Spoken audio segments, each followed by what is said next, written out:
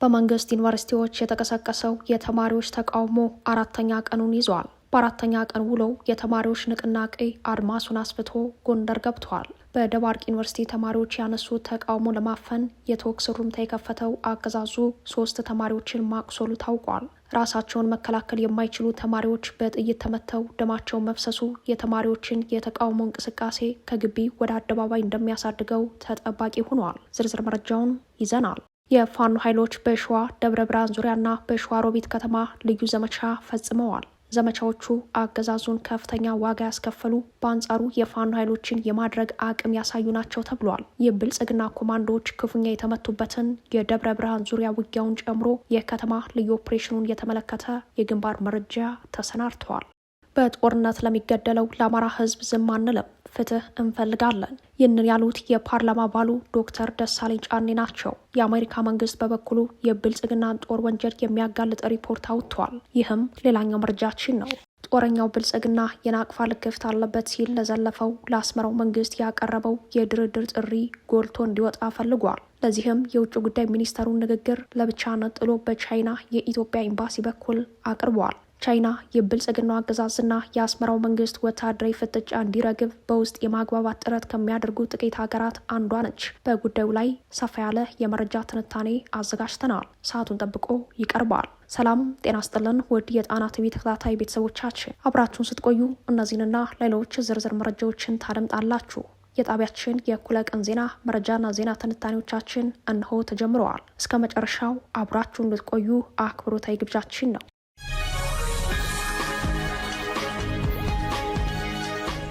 በመንግስት ዩኒቨርሲቲዎች የተቀሰቀሰው የተማሪዎች ተቃውሞ አራተኛ ቀኑን ይዟል። በአራተኛ ቀን ውሎው የተማሪዎች ንቅናቄ አድማሱን አስፍቶ ጎንደር ገብተዋል። በጎንደር ደብረታቦር ዩኒቨርሲቲና ደባርቅ ዩኒቨርሲቲ ተማሪዎች የአገዛዙን ፖሊሲ ተቃውመው ድምጻቸውን አሰምተዋል። በደባርቅ ዩኒቨርሲቲ ተማሪዎች ያነሱት ተቃውሞ ለማፈን የተኩስ ሩምታ የከፈተው አገዛዙ 3 ተማሪዎችን ማቁሰሉ ታውቋል። አንደኛው ተማሪ ያጋጠመው የመቁሰል አደጋ አሳሳቢ በመሆኑ ለከፍተኛ የሕክምና እርዳታ ወደ ጎንደር ዩኒቨርሲቲ ሪፈራል ሆስፒታል መላኩን የአካባቢው ምንጮች ጠቁመዋል። የጣና የደባርቅ ወኪሎች ያደረሱን ተጨማሪ መረጃ እንደሚያሳየው የተማሪዎቹ ተቃውሞ የጀመረው ገና ከጠዋቱ ነው ያሉ ሲሆን ተማሪዎች ሰላማዊ በሆነ መንገድ የአገዛዙን አዲሱን ፖሊሲ እንደተቃወሙ፣ ተቃውሟቸውንም በሰለጠነ መንገድ ከመግለጽ ውጭ ይህ ነው የሚባል እንቅስቃሴ ሳያደርጉ የተኩስ ሩምታ እንደተከፈተባቸው ገልጸዋል። በአሁኑ ሰዓትም በከተማው መግቢያ ላይ በሚገኘው የዩኒቨርሲቲው ግቢ ማንም መውጣትና መግባት እንዳይችል በመከላከያና አድማ ብተና ኃይሎች የተዘጋ መሆኑን የገለጹት ምንጮች በከተማው በርካታ የጸጥታ ኃይል እንዲሰማራ መደረጉን ገልጸዋል። አራተኛ ቀኑን የያዘው የተማሪዎቹ ተቃውሞ በአምቦ፣ አርሲ፣ ቡሌ ሆራ፣ ሰላሌ፣ መደወላቡ፣ ዲላና ድሬዳዋ ወለጋ ዩኒቨርሲቲዎች በመማር ላይ ያሉ ተማሪዎች በቀዳሚነት ተሳታፊ ሲሆኑ በትግራይ የአክሱም ዩኒቨርሲቲ ተማሪዎች ድምጻቸውን ማሰማታቸውን ትላንት መዘገባችን ይታወሳል። በአራተኛ ቀን ውሎ ጎንደር የገባው የተማሪዎቹ ተቃውሞ ጎንደር ደባርቅ ዩኒቨርሲቲ ራሳቸውን መከላከል የማይችሉ ተማሪዎች በጥይት ተመተው ደማቸው መፍሰሱ የተማሪዎቹን የተቃውሞ እንቅስቃሴ ከግቢ ወደ አደባባይ እንደሚያሳድገው ተጠባቂ ሆነዋል። አድማጭ ተመልካቾቻችን በዚሁ ወደ ግንባር መረጃዎቻችን እናመራለን። የፋኖ ኃይሎች በሸዋ ደብረ ብርሃን ዙሪያና በሸዋሮቢት ከተማ ልዩ ዘመቻ ፈጽመዋል። ዘመቻዎቹ አገዛዙን ከፍተኛ ዋጋ ያስከፈሉ፣ በአንጻሩ የፋኖ ኃይሎችን የማድረግ አቅም ያሳዩ ናቸው ተብሏል። የአፋር ሸዋ ጠቅላይ ግዛት እዝ የአርበኞች ጦር ታደለ ወርቁ ብርጌድ ቃኞች ሸዋሮቢት ከተማ ቀበሌ 6 ላይ የተሳካ ኦፕሬሽን መስራታቸውን የገለጸው እዙ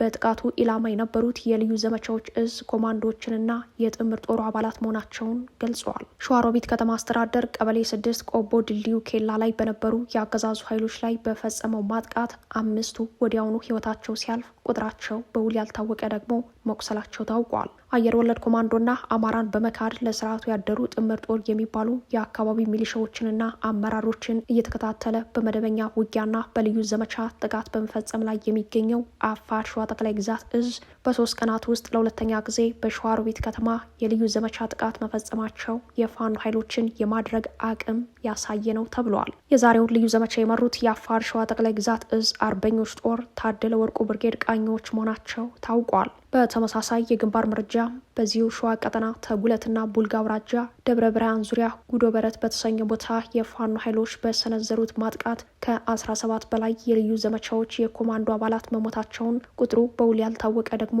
መቁሰሉን አፋር ሸዋ ጠቅላይ ግዛት እዝ መሐመድ ቢሆነኝ ኮር አስታውቋል። በዚያው ውጊያ በርካታ ያለ ሚሊሻ ፖሊስና አድማ ብተና ኃይል ለሽፋን ተሰማርቶ በተመሳሳይ ከፍተኛ ኪሳራ እንደደረሰባቸው የሚያሳየው የግንባር መረጃው ተጨማሪ ኃይል ከደብረ ብርሃንና ከጣርማ በር መጥቶ ከሞት የተረፈ ቁስለኛውን በሁለት መኪና ጭኖ ወደ ደብረ ብርሃን ገብቷል ሲል የውጊያውን ዝርዝር መረጃ ለጣቢያችን አድርሰዋል። ይህ ስኬታማ ኦፕሬሽን የተመራው በደጃች ተሰማ እርገጤ ክፍለ ጦር የፋኖ ኃይሎች መሆኑን ኮሩ አስታውቋል። በአንድ አውደ ውጊያ ብቻ ከ17 በላይ የአየር ወለድ ኮማንዶዎቹን ህይወት እየገበረ ያለው አገዛዙ የሸዋ ምድር ረመጥ ሆኖበታል ያሉት የፋኖ አመራሮች በመደበኛ ውጊያና በልዩ ዘመቻ የሚያደርሱትን ጥቃት ሰዓትና የአየር ንብረት ሳይገድበው እስከ ዘላቂ ድል ድረስ እንደሚቀጥል አረጋግጠዋል።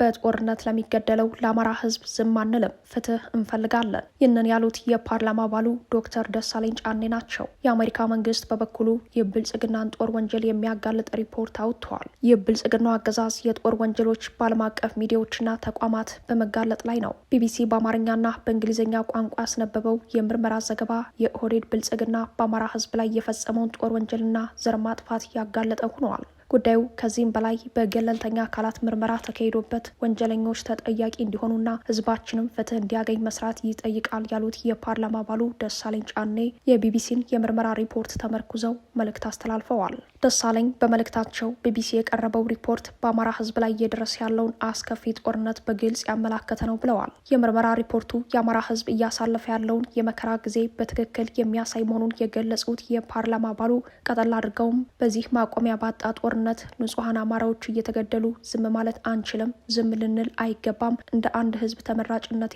የሚፈጸመውን ግፍ እንዲቆም እጠይቃለሁ ብለዋል። አያይዘውም በአማራ ላይ የተፈጸመው የጦር ወንጀል በገለልተኛ ዓለም አቀፍ ተቋማት ምርመራ ተደርጎ ተጠያቂነት እንዲኖር ጥሪ አቅርበዋል። የቀውሱ መውጫ መንገድ የችግሩን መሰረታዊ ምክንያቶች መለየት፣ የአማራ ህዝብ ጥያቄዎችን እውቅና መስጠት መሆኑን ከጠቆሙ በኋላ ፍትህ እንፈልጋለን በማለት መልእክታቸውን ደምድመዋል።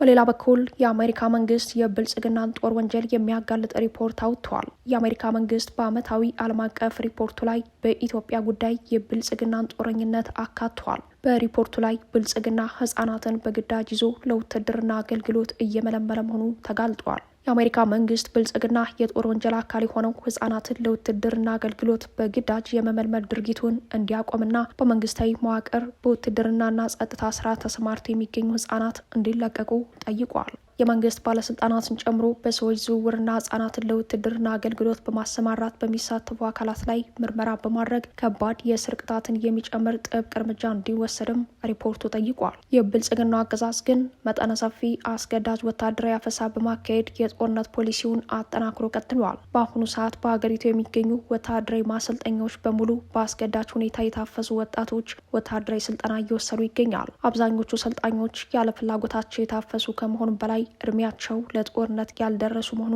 የጉዳዩን አሳሳቢነት ጨምሮታል።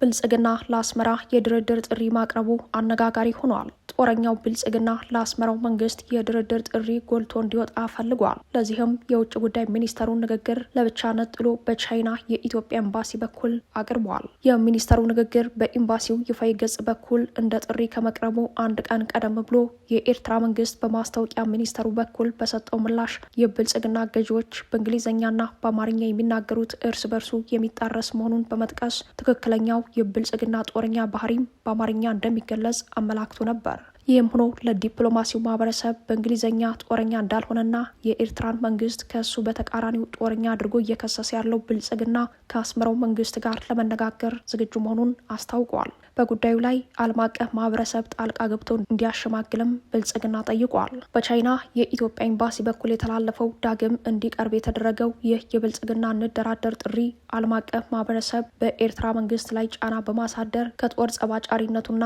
ከህገወጥ ተግባራቱ በመቆጠብ በቅን ልቦና ወደ ድርድር የሚገባበት ሁኔታን ማበረታታት ይገባል የሚል ይዘት አለው። ከጥቂት ቀናት በፊት ቻይናዊው የተባበሩት መንግስታት ድርጅት የአፍሪካው ቀንድ ልዩ መልእክተኛ ጉዋንግ ኮንግ ወደ አስመራ በማምራት ከፕሬዝዳንት ኢሳያስ አፈወርቂ ጋር ከመከሩ በኋላ ብልጽግና በቻይና የኢትዮጵያ ኤምባሲ በኩል የውጭ ጉዳይ ሚኒስተሩ ንግግር በጽሁፍ መልኩ ዳግም እንዲቀርብ መደረጉ ግልጽ የድርድር ጥሪ መቅረቡ የተለየ ትኩረት ስበዋል። ልዩ መልእክተኛው ከፕሬዝዳንት ኢሳያስ ጋር በቀጠናው ጉዳይ ውይይት ማድረጋቸው ይታወሳል። ኢሳያስ በተመድ ላይ ከፍተኛ ቁጣና ወቀሳ መሰንዘራቸው አስመራ ድረስ ሂደው የተረዱት ቻይናዊው የተባበሩት መንግስታት ድርጅት ልዩ መልእክተኛ በአስመራ በተመለሱ በሳምንት ልዩነት ውስጥ ብልጽግና በቤጂንግ የኢትዮጵያ ኤምባሲ በኩል ያንኑ የድርድር ጥያቄ ድጋሚ ማቅረቡ ፖለቲካዊ ትርጉም ይዘዋል። የብልጽግናው አገዛዝና የአስመራው መንግስት ወታደራዊ ፍጥጫ እንዲለዝብና የውስጥ ንግግሮች እንዲጀመሩ ጥረት ሲያደርጉ ከቆዩ ሀገራት አንዷ ቻይና ስትሆን ብልጽግና በውጭ ጉዳይ ሚኒስተሩ በኩል የቀረበውን ጽሁፍ የንደራደር ጥያቄ ይዘት በማላበስ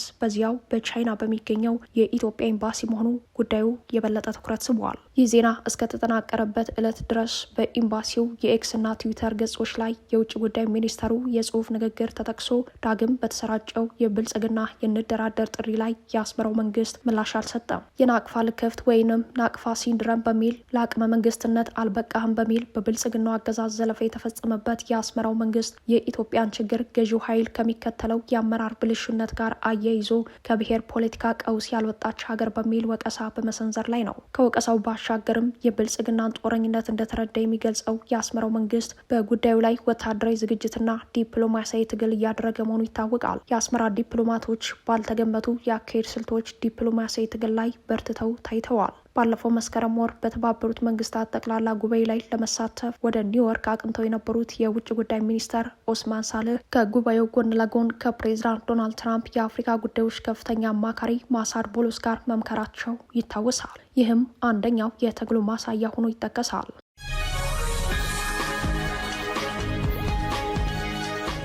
በአፋር ክልል ሁሉም የጸጥታ አመራሮች አስቸኳይ ስብሰባ መቀመጣቸው ተሰምተዋል። የአፋር ክልል የጸጥታ አመራሮች፣ ፖሊስ፣ ሚሊሻ፣ የመረጃና የደህንነት ሰዎች በዋና ከተማዋ ሰመራ አስቸኳይ ስብሰባ መቀመጣቸውን የሚጠቁም መረጃ ወጥተዋል። ስብሰባው ለ3 ቀናት የሚካሄድ ሲሆን የስብሰባው መወያያ አጀንዳም በሁለት አውድ ሊታይ እንደሚችል በመረጃው ላይ ተመላክተዋል። አንደኛውና ቀዳሚው ጉዳይ የትኩረት ማዕከል ከሆነው አሰብ ጋር የተያያዘ ነው። ሁለተኛው ከቀጠለው የህወሓት የጦርነት ዝግጅትና ወታደራዊ እንቅስቃሴ ጋር የተያያዘ ነው። ሁለቱንም ጉዳዮች ነጣጥለንም አጣምረንም ስንመለከታቸው አፋር ለድንበር ተሻጋሪው ጦርነት ጦር ሜዳ መሆኑን ይጠቁማሉ። ብልጽግና ለአሰብ ጦርነት አፋር ክልልን ዋና ማዕከል ማድረጉን ተከትሎ በቀጠናው ከፍተኛ ውጥረት ተፈጥሯል። ለተደጋጋሚ ጊዜ በተመሳሳይ ጉዳይ ማለትም አሰብ የአፋር ክልል 7ኛ ዞን ትሆናለች በሚለው የብልጽግና የጦርነት ማዋለጃ ስልት ላይ ሁሉም የክልሉ የጸጥታ አመራሮች መምከራቸው ይታወሳል።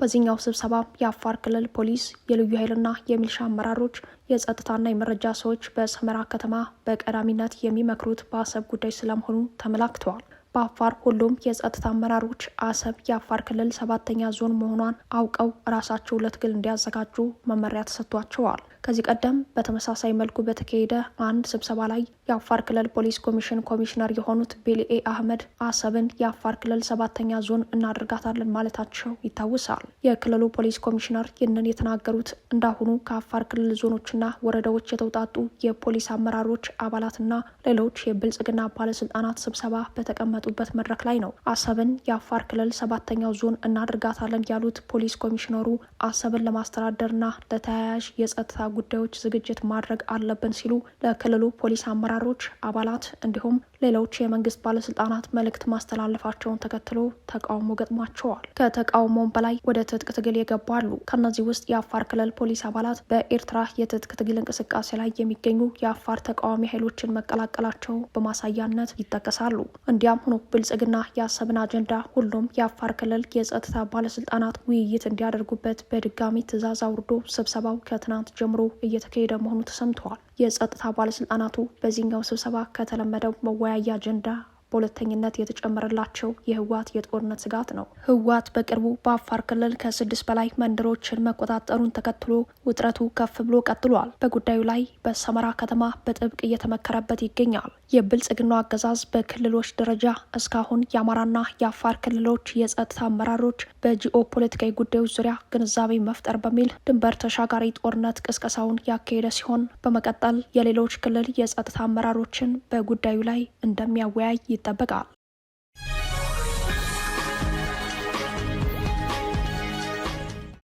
አድማጭ ተመልካቾቻችን ምርጫቸውን ጣና ቲቪን ስለምታደርጉ እናመሰግናለን። ጦርነቱን በበላይነት ለማጠናቀቅ በሚያስችል የዝግጁነት ቁመና ላይ ነን ሲሉ የብልጽግናው ጄኔራል ዘውዱ በላይ ተናግረዋል። ጄኔራሉ ይህንን ንግግራቸው በአንድ ወር ውስጥ ሁለተኛው ወታደራዊ ዛቻ ሆኖ ተመዝግበዋል። የአስመራው መንግስት ጠንካራ ምላሽ የሰጠባቸው የማዕከላዊ እዝ አዛዥ ሌተናል ጄኔራል ዘውዱ በላይ በሌላ ወታደራዊ ዛቻ ተከስተዋል። ጄኔራሉ ጠላቶቻችን ለማይቀረው ጦርነት በሚል አቋም ሲዘጋጁ፣ እኛ የምንዘጋጀው ጦርነትን ለማስቀረትና ጦርነት ካጋጠመም በበላይነት ለማጠናቀቅ በሚያስችል የዝግጁነት ቁመና ላይ ነን ሲሉ በቅርቡ ለትልቅ ጉዳይ ተዘጋጅተናል እረፉልን ያሉበትን አውድ አጠናክረዋል። ሰላምና ጦርነት የተምታታባቸው የሚመስሉት የብልጽግናው ጄኔራል ሰራዊታችን የሚሰለጥነው ለሰላም ነው፣ ውጊያን ማንኛውም ኃይል ማሰብ እንዳይችል ለማስተማር ነው፣ አሁን ላይ ሰላም ጠል ቡድኖች ለማይቀረው ውጊያ እንዘጋጅ በሚል መርህ የሚዘጋጁ አካላት በቀጥታ ከማን እንደሚዋጉ የሚያውቁ ቢሆንም እኛ የምንጠብቀው ሀገር የቆምንለት ህዝብና የተሰጠን ተልዕኮ አለ ሲሉ ተሰምተዋል። ጄኔራሉ እንዲህ ባለመልኩ የሚያሰሙት ፕሮፓጋንዳና የሚጎስሙት የጦርነት ነጋሪት ሀገር የሚያጠፋ ህዝብ የሚገድል መሆኑ የአደባባይ ሚስጥር ነው። ሌላው የምንሰለጥንበት ዓላማ በጠላት ላይ የበላይነትን በመውሰድ ድል ለማስመዝገብ ነው ያሉት ጄኔራሉ በአነስተኛ ኪሳራና በአጭር ጊዜ ውስጥ የሚፈለገውን ግብ መምታት የሚያስችል አቅም ለመታጠቅ ዝግጅት ማድረጋቸውንም አያይዘው ጠቅሰዋል። ጄኔራል መኮንኑ ወታደራዊ ይዛቸውን ያስተጋቡት በጋሻ ኮር ስልጠናቸውን ሲከታተሉ የነበሩ ሻለቆች የምርቃት መርሃ ግብር በተከናወነበት ዕለት ተገኝተው ነው። ከዚህ ወታደራዊ ዛቻቸው አንድ ቀን ቀደም ብሎ የኤርትራው ማስታወቂያ ሚኒስተር የማነ ገብረ መስቀል በቀደመ ወታደራዊ ዛቻቸው ላይ ተመርኩዘው ምላሽ ከሰጡባቸው የብልጽግና የጦርነት ፖሊሲ አስፈጻሚዎች መካከል ጄኔራል ዘውዱ በላይ አንዱ መሆናቸው አይዘነጋም። ጄኔራሉ የተናገሩትን ንግግር በማስታወስ ወደ ተከታዩ ዜና ወጃችን እናመራለን። እንተዋወቃለን፣ እኛ ልታታሉልን አትችሉም። ዛሬ 83 አይደለም፣ ዛሬ ሌላ ነው እንድታውቁ እንፈልጋለን። እናንተ ስትዘጋጁ፣ እናንተ አኩረባሰሩ ዝም ብለን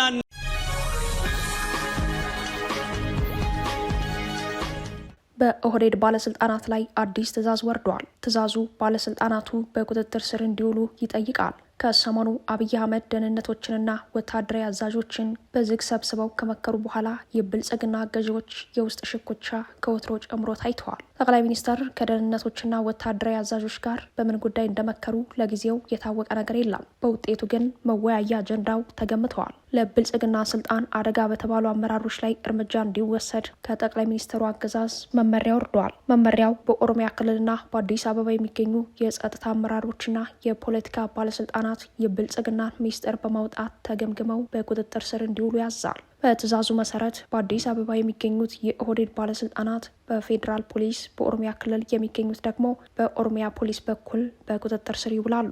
በብልጽግና እንዲያዙ ማደኛ የወጣባቸው ባለስልጣናት ስማቸው ባይጠቀስም የብልጽግናን ገመና አጋልጣቸዋል በሚል ነው የሚያዙት። የብልጽግና ሚስጥር ለነጃዋር መሐመድና ሌሎች የብልጽግና ተቃዋሚዎች አሳልፈው በመስጠትና ከእነሱም ጋር በድብቅ እየሰሩ ይገኛሉ የሚለው የኦህዴድ ገዢዎች ግምገማ የውስጥ ሽኩቻውን ጨምሮታል። በሌላ በኩል ጠቅላይ ሚኒስትሩ ሽመልስ አብዲሳ ከምርጫ በኋላ በወለጋ ሰው እንደሚተካ መናገራቸውን ተከትሎ እነ ሽመልስ ሚዛናቸውን ለማስጠበቅ ቡድናቸውን በማጠንከር ላይ መሆናቸው ተሰምተዋል። እኔ የኦሮሞ ዋርካ ነኝ የሚሉት አቶ ሽመልስ አብዲሳ ከሸዋ ኦሮሞ በኩል ሌላ ራሱን የቻለ አደገኛ ቡድን መፍጠራቸውን የሚጠቁም መረጃ ሲወጣ ቆይተዋል።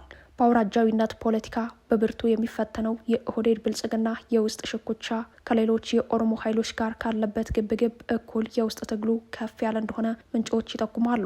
ኦህዴድ በውስጡም ቢሆን በገንዱማ የሚፈተን መሆኑ አውራጃዊ ክፍፍሉን የታሪክ መሰረት አስዞታል። የባሬንቱና ቦረና ልጆች መገዳደልን ተመርኩዞ እርግማን የሚል አፈ ታሪክ ያለው ገንዱማ በወንዜነት የተመራ የጎንዮሽ ትግል መሆኑ የውርስ አሁንም ድረስ በዘለቀው የኦሮሞ ኃይሎች የውስጥ ሽኩቻ ጎልቶ ይታያል። በስልጣን ላይ ባሉበት በዚህ ጊዜም የወንበሩ ጉዳይ አውራጃዊ ቡድንተኝነት መፍጠሩን እንደቀጠለ ነው። ሽመልስ አብዲሳ ስልጣናቸውን ለማስቀጠል የሚያደራጁት ቡድንም ሸዋን ማዕከሉ ያደረገ ወታደራዊ መረጃና የፖለቲካ ኃይል ያለው ከመሆኑም በላይ በቢሮክራሲ ማህበራዊ ተቋማትና ኢኮኖሚ ዘርፎች ስቴት ካፕቸር ልምድ በፍጥነት ያሳደገ መሆኑ ቡድኑን በቀላሉ የማይታይ እንዳደረገው አቅሙም መፈንቅለ መንግስት እስከ መፈጸም የሚደርስ እንደሆነ የውስጥ ምንጮች ይጠቁማሉ። ክቡራትና ክቡራን ቤተሰቦቻችን ለእኩለ ቀን የተዘጋጁት መረጃዎቻችን የተከታተሏችኋችሁን ይመስሉ ነበር። አብራችሁን ስለቆያችሁ ልባዊ ምስጋናችን ይድረሳችሁ እያለን የጣና ቲቪ ወቅታዊ ዜናዎች፣ ትንታኔዎችና ልዩ ልዩ ፕሮግራሞች እንዲደርሷችሁ ቻናላችን ሰብስክራይብ በማድረግ ቤተሰብ ይሁኑ። በተሳትፎ የትግል ሚዲያው እንዲያጠናክሩ ጥሪያችን እናቀርባለን። ጣና ሳተላይት ቲቪ ከሀቅ ጋር